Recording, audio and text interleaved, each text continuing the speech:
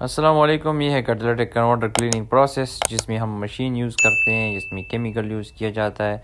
सबसे पहले catalytic converter को ठंडा किया जाता है बाहर से अच्छी तरह और फिर अंदर से।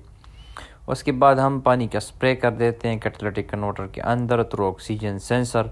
उसके बाद उसको 10-15 मिनट का टाइम दिया जाता है ताकि जो केमिकल है वो कार्बन डिपॉजिट के साथ रिएक्शन कर दे।